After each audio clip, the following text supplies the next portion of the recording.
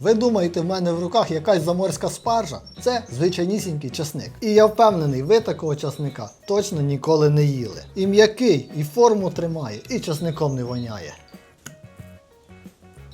А аромат...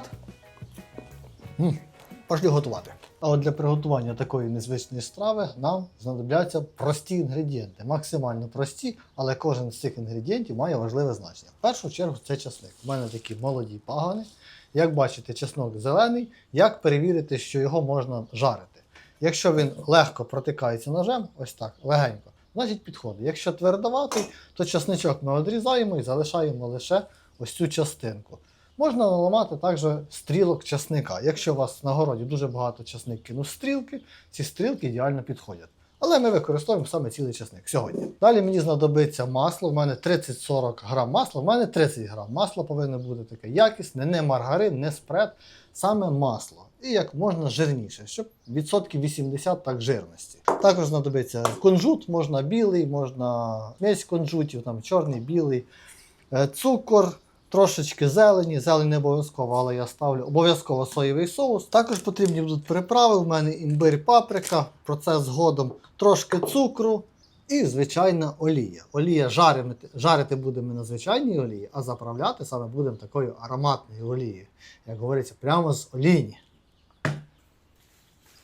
Так, далі переходимо до часника. Що ми робимо з часником? Часник у мене вже доволі таки крупненький, тому я ці частинки відрізаю і відрізаю зайве листя. Листя також можна їсти, але воно не таке смачне. Найсмачніша частина жареного часника – це саме від головки часника ось до краєшку. Саме оці такі товсті стебла. Вони найсмачніші, вони і солодкуваті, і хрусткі. Тому листя зайве ми відрізаємо. І відрізаємо ці часничини. Часничинки можна і не жарити. Можна використати їх в інших стравах, а можна тоненько порізати і пожарити. Зараз я все вам детально покажу. Відрізаємо головку часника і перебираємо листя. Ось так, до вершечка. Найбільше нам потрібні саме такі ось стебла. А от часничинку ми перерізаємо ось так наполовину. Як бачите, зубчики ще не сформувалися.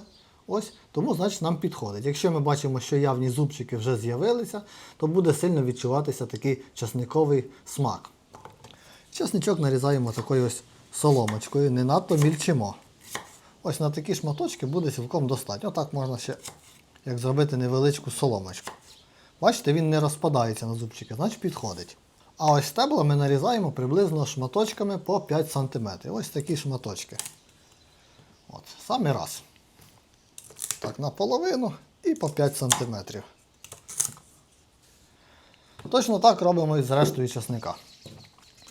Відрізаємо наполовину, ще на частинку, такою смужкою і по 5 см. Щоб було зручно їсти. У мене вийшла ось така кількість часника, цього цілком достатньо на одну сковорідку. Я забув сказати, ця страва не самостійна, сам часник ми їсти не будемо. Він ідеально підходить до м'яса, до риби, до будь-якої каші, до рису і навіть до макарон. Тому це така універсальна напівукраїнська, напівазіатська страва. Далі сковорідка. Сковорідку на плиту, хай розігрівається, жарити будемо на сильному вогні. Тут такий важливий момент. Жарити ми будемо на звичайному вершковому маслі, жирному. Але треба додати трошки звичайної соняшникової олії, для того, щоб масло не пригорало. І сюди відправляємо шматочок масла. Хай розтоплюється. Так його гарненько по всьому, щоб воно прошкварчало. Жарити треба обов'язково на сильному вогні. Тоді наш часник вийде такий м'якенький-м'якенький. Це масло розтопилося, загружаємо наш часник. І потрібно 3 хвилини його гарненько прожарити на сильному вогні. І тут зразу пішли аромати, вершкове масло і часник. Вже можна їсти. Але ні. Ми готуємо далі. Через 3 хвилинки часник трохи піджарився і ми бачимо, він став такий м'якенький. Це те, що нам потрібно. І через 3 хвилини ви могли подумати, чого ж ти не солиш цей часник. А солити не потрібно, тому що в нас є соєвий соус. Обов'язково використовуємо соєвий соус, без нього страва буде просто ніяка. 2-3 столові ложки соєвого соусу. Я відправляю 3. Мені подобається, коли більше. 1, 2, 3 ложечки ми сюди влили і солі нам вже не потрібно. Соєвий соус замінить нам сіль. Також сюди ми відправляємо 1 столову ложку звичайного цукру. Це не обов'язково, але з цукром, коли карамелізується, вийде набагато краще. 1 столова ложка. Зверху трошки перця. Якщо любите більш такий азіатський варіант, використовуйте червоний перець. Я так люблю середній, щось помірне, не надто гірке, тому ставлю саме чорний мелений перець. І також сюди я ставлю пів чайної ложки меленого імбиря. Так трошки більше. Я ставлю так на кончику ножа, але не більше, ніж пів чайної ложки. Імбир додає такий приємний смак, присмак азіатської кухні. І так само ставимо паприки, пів чайної ложки. Звичайна паприка можна і копчена. Великої різниці немає, копчена навіть додає такий приємніший аромат. Але копчена в мене закінчилась, тому звичайно мелена паприка. В сковорідку ми все додали соєвий соус, додали цукор, додали всі приправи. І ви запитаєте, що ж робити далі? А далі ми зменшуємо вогонь на мінімальний. Все це так гарненько перемішуємо і протушимо ще 1,5-2 хвилини. Для чого? А для того, щоб наш цукор і соєвий соус карамелізувалися, покрили тоненькою плівочкою кожний шматочок і вийде дуже смачний жарений часник. Такий солодкуватий і з приємним дуже смаком. Але це не все. Ще є декілька нюансів. А через 2 хвилини ми бачимо, що все розтворилось, перемішалося, соєвий соус і цукор загустіли, все покрилося однорідним соусом. А це означає, що можна додавати сюди кунжут. Кунжута не жаліємо, додаємо цілу столову ложку. Ось так по всьому посипаємо. Саме в цій страві кунжут поєднується просто ідеально. Без кунжута це буде просто жарений чесник, а з кунжутом все по українському феншую. Плиту вимикаємо і все це під кришку на декілька хвилин, щоб постояло і дійшло. А ми тим часом нарізаємо зелень. Поки наш часничок доходить в сковорідці, я беру петрушку, укроп. Можна без зелені, звичайно можна, але зараз сезон, зелені багато, тому треба зелень їсти. Вона корисна і з зеленню смачніше.